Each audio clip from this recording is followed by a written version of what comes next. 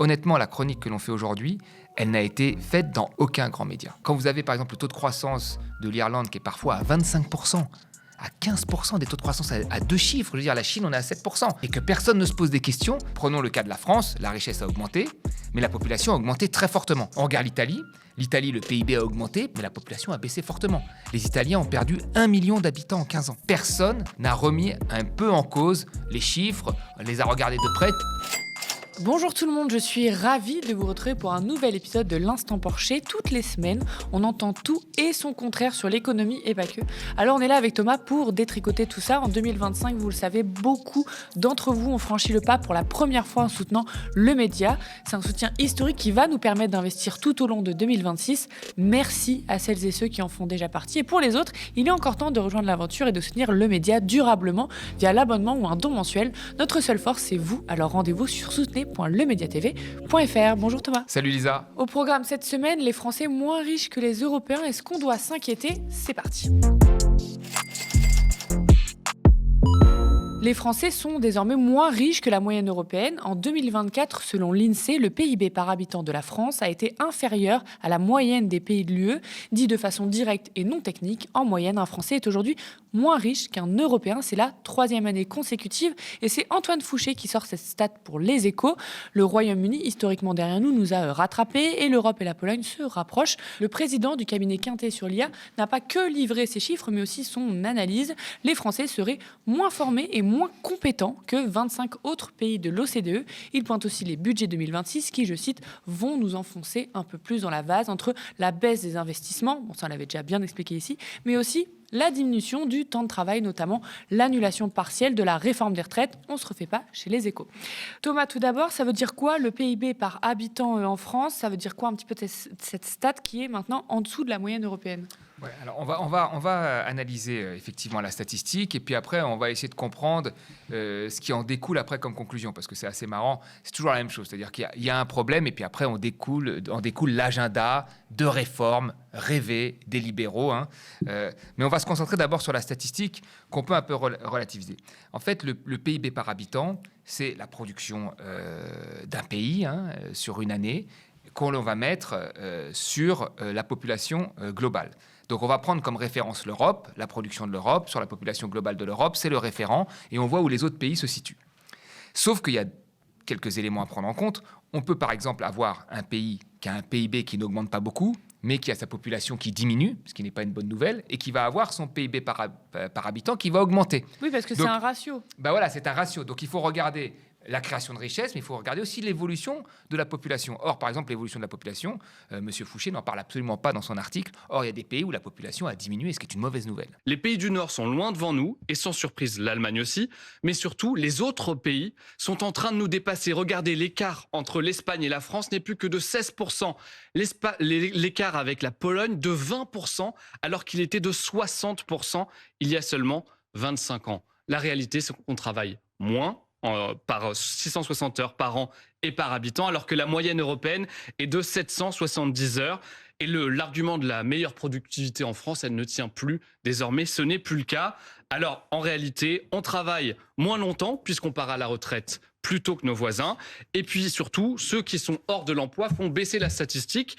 Donc, la réalité, c'est qu'on se retrouve derrière. Et puis surtout, la place de la France dans l'éducation est en train de dégringoler. On est passé de la 13e place à la 26e. Or, moins de compétences, c'est moins de productivité et donc moins de richesse créée. Bon, là, on voit la vidéo, elle est plutôt alarmiste. Est-ce que tu partages un peu ce constat-là d'inquiétude ? Mais non, parce qu'en fait, les gens ont répété constamment ce qu'a dit M. Fouché en disant « la France est en dessous de la moyenne, tout est grave », sans regarder les dynamiques qui expliquent que cette France soit en dessous de la moyenne. C'est vrai qu'elle y est, mais pour quelles raisons ? Alors, on va regarder les raisons. On l'a dit, c'est un ratio. En haut, il y a la richesse. En bas, il y a la population. Prenons le cas de la France. La richesse a augmenté, mais la population a augmenté très fortement. En 15 ans, la France a pris 4 millions d'habitants en plus. Prenons le cas, par exemple, de l'Italie, parce qu'on dit souvent que ah oui, regardez, le PIB par habitant est quasiment le même en Italie, donc on est en train d'être dans le déclassement, et eux, ils augmentent grâce à la politique de Meloni. C'est à peu près ça l'histoire qu'on nous dit. On regarde l'Italie. L'Italie, le PIB a augmenté, pas énormément, mais la population a baissé fortement. Les Italiens ont perdu 1 million d'habitants en 15 ans. Donc dans le ratio, en fait, ça fait augmenter le PIB par habitant, mais ça le fait augmenter à cause d'une mauvaise raison, de la baisse de la population. Et on peut en trouver d'autres. L'Allemagne, sa population a augmenté que d'1,5 million d'habitants, donc beaucoup moins que nous. La Pologne, puisque dans l'article, on se compare à la Pologne, alors c'est assez marrant parce qu'il y a toujours on peut pas, derrière ces comparaisons, il y a toujours une forme de dénigrement. C'est-à-dire quand on se compare aux pays du Sud, c'est qu'on est encore plus mauvais. Alors l'Europe de l'Est, c'est les plus mauvais. La Pologne, est rentrée dans l'Union européenne, et dans l'Union européenne, il y a toujours un mécanisme de convergence d'économie. Donc heureusement qu'en 20 ans, ils convergent plus vers nous. C'est une bonne nouvelle, voilà. Mais quand bien même, le PIB par habitant polonais reste encore en dessous du nôtre, mais ils ont un gros problème de population. En 15 ans, ils ont perdu 2 millions d'habitants. Donc il faut regarder aussi les dynamiques démographiques dont personne ne parle. Ça, c'est la première chose. Et la deuxième des choses, c'est qu'il faut regarder les 3 premiers pays. Qui sont les 3 premiers pays ? Ce sont des paradis fiscaux. Donc, vous regardez par exemple l'Irlande qui est très, très au-dessus vraiment de la moyenne de l'Union européenne, qui est numéro 2. Bon, on l'a dit 1000 fois ici, l'Union européenne, son PIB ne veut absolument rien dire, parce que c'est un PIB en fait tiré par l'évasion fiscale des autres pays européens. Quand vous avez par exemple le taux de croissance de l'Irlande qui est parfois à 25%, à 15% des taux de croissance à 2 chiffres, je veux dire, la Chine, on est à 7%. Et que personne ne se pose des questions. Qu'est-ce qu'elle exporte, l'Irlande ? Qu'est-ce qu'elle produit ? Elle exporte des bilans comptables. Elle importe pas de marchandises, elle importe des bilans comptables qui vont appauvrir le lieu où elle les importe pour pas qu'ils payent d'impôts. Les impôts sont payés chez eux parce qu'elle les exporte ailleurs en faisant le bénéfice là où il n'y a pas de fiscalité. Donc en fait, ces 3 paradis fiscaux ont des PIB qui sont artificiellement gonflés et que l'on ne voit pas dans la vie réelle. C'est-à-dire les Irlandais ne sont pas riches en réalité. Les Irlandais, ils ne voient pas un taux de croissance à 25%, et ils sont plutôt pauvres. C'est juste dû à l'optimisation fiscale qui profite au Luxembourg, à l'Irlande et en 3e position aux Pays-Bas. Comme quand on parlait des chiffres du chômage, il faut faire attention aux indicateurs assez froids comme ça, où il n'y a pas des fois de choses concrètes derrière. Le PIB, donc on l'a dit, c'est le taux de création de richesse dans l'année. Ça ne veut pas dire que les Français sont riches ou pauvres. Enfin, ça n'a aucun lien avec le pouvoir d'achat, enfin aucun lien, on s'entend, mais c'est pas, ça traduit pas dans les faits le pouvoir d'achat ou le bonheur des Français, quoi. Mais exactement. Ça reste un chiffre. Bien sûr, avant la crise 2008, le taux de croissance des États-Unis était très élevé. Les gens étaient en admiration devant ce taux de croissance. Il était élevé à cause des subprimes, ce qui a provoqué la crise, à cause de la finance.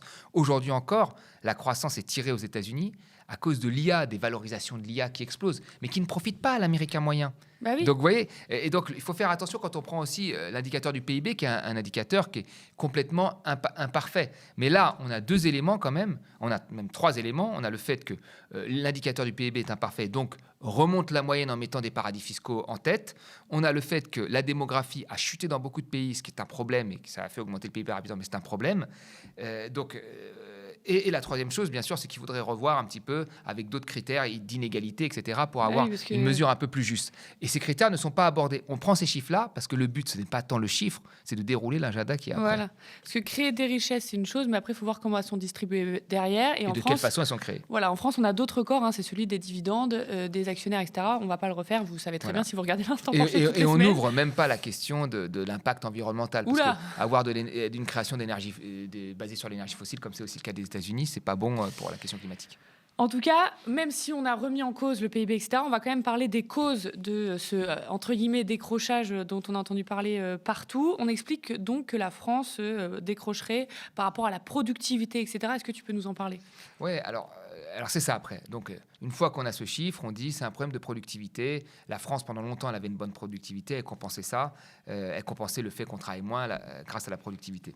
Alors, la productivité, il faut voir quelles sont les causes de la baisse. La première cause de la baisse, c'est le désengagement des salariés.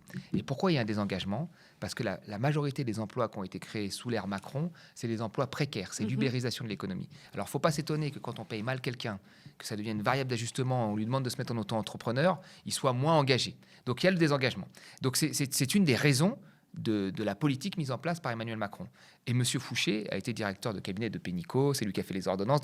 Donc il est aussi co-responsable, finalement, quelque part, aussi sympathique soit-il, de la situation dans laquelle on est.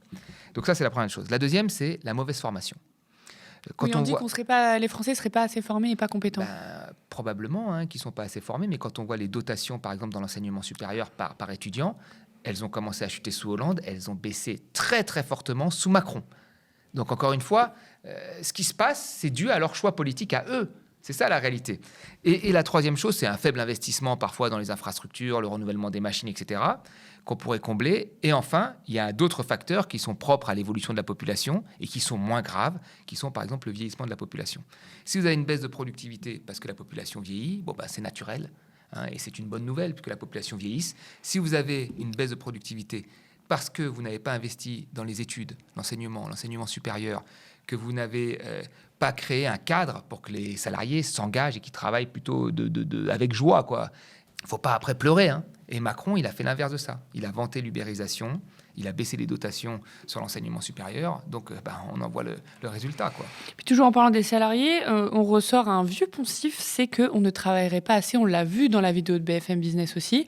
Les Français ne travaillent pas assez, c'est pour ça. Mais en fait, c'est ça. C'est notre faute. Mais voilà. Et derrière ça, quand on dit qu'ils ne travaillent pas assez, c'est l'âge de la retraite qu'il faudrait décaler, faire travailler plus longtemps les seniors. Sauf qu'encore une fois, ils ont été aux manettes. Le programme qui a été appliqué, c'est le leur. Il y a eu une réforme des retraites en 2023 qui a augmenté l'âge de départ à la retraite. Hein. Quel a été l'impact aujourd'hui sur les premiers chiffres à 2 ans? On n'en voit pas grand-chose. Donc, moi, le pire dans tout ça, ce qui m'étonne, c'est la plasticité en fait de ces gens. Ils ont été au pouvoir, ils ont appliqué des choses, ça n'a pas fonctionné, et donc il faudrait aller encore plus loin. On est toujours dans le même chose, parce que ces gens sont partie prenante de la situation que nous vivons. En réalité, ils devraient se dire, nous sommes dans cette situation, c'est parce que nous avons appliqué cette politique depuis 10 ans, et il faudrait faire l'inverse de cette politique. C'est ça qu'il faudrait faire. Et en fait, non, ils te disent qu'il faut aller plus loin. Et c'est ça qui est un petit peu, moi je trouve, hypocrite dans leur posture. C'est vrai que là, ils ont vachement resserré la focale. Ils ont beaucoup dit c'est la faute de l'individu qui ne travaille pas assez, c'est la faute de l'individu qui n'est pas formé. Bon, Fouché va plus loin, il parle d'investissement, etc. Je ne veux pas être de mauvaise foi. Sauf qu'on l'a dit, le PIB, c'est la création de richesse. C'est peut-être là qu'il faudrait se pencher sur l'activité, parce que les libéraux, ils veulent plus d'activité en imposant l'austérité. Ça ne va pas ensemble. Non, ça va pas ensemble. Ce n'est pas une question de travailler plus souvent, c'est une question que là, on a des entreprises où on fait des milliards de cadeaux qui s'en vont. Enfin, il n'y a pas d'investissement en France. Qui s'en vont et puis il n'y a pas d'investissement public non plus. Tu as des bons investissements dans les bonnes infrastructures qui permettent d'innover et de faciliter le travail. Tu vas avoir des gains de productivité. Si les gens aiment leur travail, c'est-à-dire les conditions de travail sont bonnes. Tu vois, c'est pas le temps, ils vont s'engager et tu auras une meilleure productivité. Si tu formes bien les gens, c'est-à-dire qu'ils ont un cadre où ils peuvent faire des études dans de bonnes conditions, pas en étant à moitié proche de la pauvreté, enfin, comme c'est le cas de la majorité des étudiants, avec des petits boulots, etc., tu auras des gens plus productifs. Donc, c'est très clair. Et tu pourras même compenser le vieillissement de la population, qui est une bonne nouvelle et qui explique une baisse. Pourquoi pas, tu vois. Mais le problème, c'est que ceux qui ont été au pouvoir ces dernières années, ils ont fait des cadeaux aux entreprises qu'ils ont financés avec des lois travail également, pour rendre la variable travail beaucoup plus ajustable en fonction de ce que veut l'entreprise, et avec des baisses, des coupes dans des secteurs importants, notamment la recherche. Donc, ce que l'on voit aujourd'hui, parce qu'il y a quand même une forme de déclassement, pas aussi grave parce qu'ils se sont tous jetés dessus, tous. Ils ont ressorti les arguments à la télé, tu l'as vu avec BFM, mais on peut regarder toutes les chaînes. Personne n'a remis un peu en cause les chiffres, les a regardés de près. Tout le monde a répété, grosso modo, l'article de Fouché. Mais derrière, il y a eu quand même des choix politiques qui ont aggravé la situation. Et ça, il faut le dire. Et que moi, je pense que si on avait fait l'inverse, si on avait fait ce que nous prenons, de la relance, par l'investissement, dans l'éducation, on n'en serait probablement pas là. On aurait une situation qui serait bien meilleure. Tu penses que là, le champ médiatique est passé à côté de l'analyse éco de ce qu'on aurait pu faire? Là, honnêtement, ils sont tous passés à côté. On les a vus, ça a beaucoup tourné cette semaine. Ils sont tous passés à côté. C'est-à-dire personne n'a regardé ne serait-ce que l'aspect démographique. Personne. Alors que c'est la base du ratio. C'est la première étape. Avant de parler d'entreprises qui s'en vont et tout, c'est la première étape de regarder le ratio. Personne ne s'est dit, tiens, Luxembourg, Irlande en tête, c'est louche. Personne ne s'est dit ça. Même si tu compares que la France à l'Allemagne, tu vois que l'évolution démographique n'est pas la même et tu peux établir un truc en disant, il y a aussi la démographie. Personne ne l'a dit. Ils ont tous répété les arguments et surtout qu'après, ils ont tous été sur les mêmes solutions. La productivité est en baisse. Pourquoi? Sans se poser la question que, oui, il y a eu des emplois qui ont été créés, mais ces emplois précaires. C'est ça qui explique la baisse de la productivité. Personne ne l'a dit, ça. Et que les emplois précaires, c'est l'ubérisation. Personne ne l'a dit. Personne n'a dit, il y a une réforme retraite qui a été faite, donc on devrait voir une amélioration, normalement 2 ans après. Personne ne l'a dit. Ils font comme si la réforme des retraites n'avait pas eu lieu. Elle a eu lieu. Voilà, comme ça, on ne remet pas en cause le système libéral. Exactement. Finalement, on peut aujourd'hui avoir un moment où on est assez tendance, on va dire, c'est le cas de M. Fouché avec son livre, assez tendance, donc il pose quelque chose et les gens répètent. Mais le travail, normalement, des journalistes, c'est un peu de décortiquer, d'amener une contradiction à des choses qui sont mises comme ça par quelqu'un qui est un essayiste, mais qui a été aussi directeur de cabinet de Pénicaud, qui a fait les ordonnances, et donc qui a aussi une pensée politique. Hein. Ça, il faut pas lui enlever. Est-ce que c'est grave si on perd un peu de productivité? Est-ce que c'est le sujet numéro 1 à parler là dans le débat économique? Mais non. En fait, pourquoi ce serait très grave, en réalité? Si la population vieillit, s'il y a des limites environnementales, la question n'est pas si grave que ça. La vraie question, c'est ce dont nous avons besoin. Est-ce que nous avons la capacité à produire ce dont nous avons besoin? C'est ça. Après, si on voit l'économie comme toujours prendre des parts de marché à son voisin, la productivité peut être un problème important. Mais ce qui est bien dans la productivité, en fait, là où il y a quelque chose de bien, c'est qu'en général, plus on est productif, moins on travaille de temps. Et c'est en cela que l'augmentation de la productivité peut compenser une baisse du temps de travail qui est une bonne chose. Mais pour que quelqu'un soit productif, c'est un ensemble de choses difficiles à déterminer, comme j'ai dit. C'est l'engagement de la personne, c'est la formation, c'est comment il est accompagné par des investissements. Or, c'est l'inverse qu'on a fait. Aujourd'hui, on a dit à quelqu'un, tu es seul, tu es auto-entrepreneur, on te prend quand on a besoin de toi. Et on s'étonne que le travail soit moins bien fait après. Et comment veut-il s'engager pour l'entreprise? La personne fait son travail, il se casse. Et voilà. Et donc, on a vraiment tout fait pour que la qualité du travail se dégrade, y compris même dans des entreprises où ils sont salariés avec le management parfois toxique. Et quand les conditions de travail se dégradent, les gens ne s'engagent plus. Et ça, il faut y penser aussi. Et ça, la question de la qualité du travail, elle n'a jamais été pensée même par Macron. En France, on a d'autres records. Hein, les conditions de travail, le nombre d'accidents et de morts au travail. La France, alors qu'on est un des pays les plus riches du monde. Oui, mais ça, les lois de travail sont passées par là. Hein. Les lois de travail, elles baissaient le rapport de force en faveur des salariés. Et aujourd'hui que nous sommes dans une économie qui fonctionne un peu moins bien, on en voit les conséquences, puisqu'on peut plus facilement licencier des gens et s'en séparer. Oui, comme je disais, il y a ces causes-là de conditions de travail, d'engagement, etc. Puis si on recule un peu la focale, il y a aussi le manque d'investissement public et le fait d'investir énormément dans le privé et qu'ils en font des cadeaux et qu'ils en font ce qu'ils veulent. Enfin, baisser les impôts dans le privé, voilà. Aussi les subventions. Oui, les subventions, bien sûr. Selon toi, qu'est-ce qu'il faudrait faire là pour qu'entre guillemets la France aille mieux? Enfin, plutôt les Français, même. En fait, on l'a dit, c'est pas forcément améliorer le PIB, c'est plutôt améliorer le pouvoir d'achat, le taux d'emploi, l'investissement, le développement de l'activité en France. Voilà, c'est exactement ce que tu dis. C'est quoi, déjà, c'est une planification, la fameuse. La fameuse planification, une politique industrielle, là où on veut investir, les formations, investir aussi dans l'éducation, mais dans l'éducation sur toute la vie. C'est-à-dire qu'il faut regarder l'école, la petite enfance, l'école, l'université, recomprendre pourquoi on produit en fait. On produit pourquoi? On ne produit pas pour être plus compétitif que on produit pour satisfaire un besoin. Peut-être parfois même des besoins qu'on identifie bien au niveau national. Donc ça, c'est important aussi de voir là où nous avons des besoins. Et après, moi, je dirais de manière générale pour les gens qui écoutent ce genre de choses, il ne faut pas tomber dans ce piège-là. C'est-à-dire qu'il y a un agenda. Tous les gens qui vous disent ça, il y a un agenda. Il y a un agenda sur les retraites, d'opposer les jeunes aux vieux. Il y a un agenda économique qui consiste à faire comme si la Macronie n'avait pas existé, alors qu'elle est responsable de ça, et proposer la même chose que la Macronie, mais en pire. Donc il ne faut pas tomber dans ce piège-là. Il faut arriver à se développer un esprit critique, et c'est ce qu'on essaie de faire ici. Honnêtement, la chronique que l'on fait aujourd'hui, elle n'a été faite dans aucun grand média. J'attire une dernière fois votre attention avant de se quitter. En 2025, beaucoup d'entre vous ont franchi le pas pour la première fois en soutenant le média. Un soutien historique qui va nous permettre d'investir tout au long de 2026 et de continuer ce qu'on vient de faire. Merci à celles et ceux qui en font déjà partie. Pour les autres, il est encore temps de rejoindre l'aventure et de soutenir le média durablement via l'abonnement ou un don mensuel. Et notre seule force, c'est vous. Rendez-vous sur soutenez.lemediatv.fr. Spectateurs, abonnés, donatrices et sociaux, je vous dis à la semaine prochaine.